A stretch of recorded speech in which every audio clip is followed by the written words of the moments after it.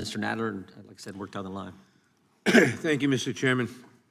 Mr. Chairman, I want to join my colleagues in expressing my outrage over yesterday's horrific murder by an ICE agent in Minnesota that took the life of an innocent and defenseless young woman. The video clearly shows 3 shots through the side window. There is no threat to the officer when he's on the side. And to make it even worse, ICE agents then refused to allow a doctor to approach the victim. Now, my conclusion, as I said, is that this is murder. Others will disagree.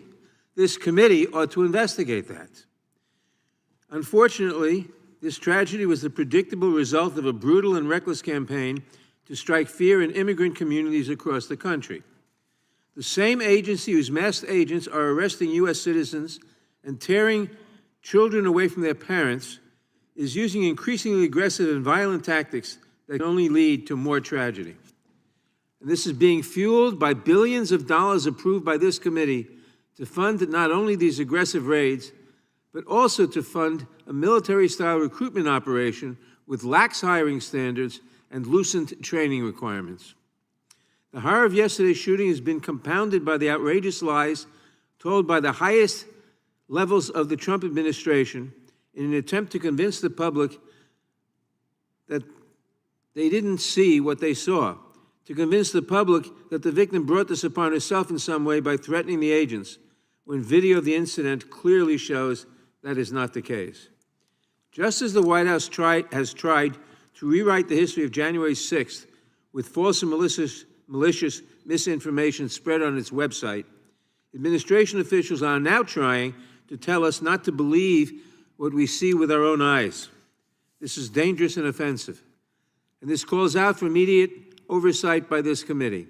We should be having hearings and demanding accountability for all those involved. We should be having hearings on the standards used by ICE in recruitment and training.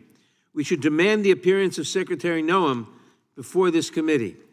But instead, here we are today with yet another set of partisan messaging bills that will do nothing to keep our community safe. My heart goes out to the victim's family, to all those who knew and loved her. May her memory be a blessing. I yield back. Mr. Chairman, I have a UC. Gentleman yields back. Gentleman from Arizona, unanimous consent request. Yes, I'll introduce for unanimous consent the case of Tennessee versus Garner, where in the first paragraph they conclude that such force may not be used unless it is necessary to prevent the escape and the officer has probable cause to believe that the suspect poses a significant threat of death or serious physical injury to the officer or others. Without objection, that would be entered in the record. The gentleman from New Jersey, Mr. Van Drew, is recognized.